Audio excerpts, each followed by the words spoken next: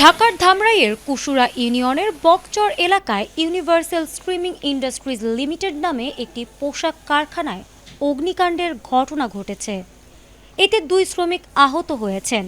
বৃহস্পতিবার সকালে আগুন লাগার খবর পেয়ে ধামরাই ফায়ার স্টেশনের 2টি ইউনিট ঘটনাস্থলে পৌঁছে কারখানার কর্মীদের সহায়তায় আগুন নিয়ন্ত্রণে আনে। ফায়ার সার্ভিসের প্রাথমিক ধারণা, বৈদ্যুতিক শর্ট সার্কিট থেকে আগুনের সূত্রপাত হয়েছে, তবে তদন্ত শেষে আগুনের প্রকৃত কারণ জানা যাবে।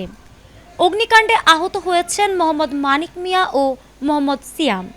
তাদের প্রাথমিক চিকিৎসা দেওয়া হয়েছে। এ ঘটনায় কোনো প্রাণহানির খবর এখনও পাওয়া যায়নি। ফায়ার সার্ভিস জানিয়েছে, এ ঘটনায় কোনো প্রাণহানির খবর পাওয়া যায়নি। ফায়ার সার্ভিস জানিয়েছে, আগুনের প্রাথমিকভাবে প্রায় 8 থেকে 10 কোটি টাকার ক্ষয়ক্ষতি হয়েছে বলে ধারণা করা হচ্ছে। তবে তদন্ত শেষে ক্ষয়ক্ষতির সঠিক পরিমাণ নির্ধারণ করা হবে। আগুন দ্রুত নিয়ন্ত্রণে আনায় আরও প্রায় 10 কোটি টাকার সম্পদ রক্ষা করা সম্ভব হয়েছে।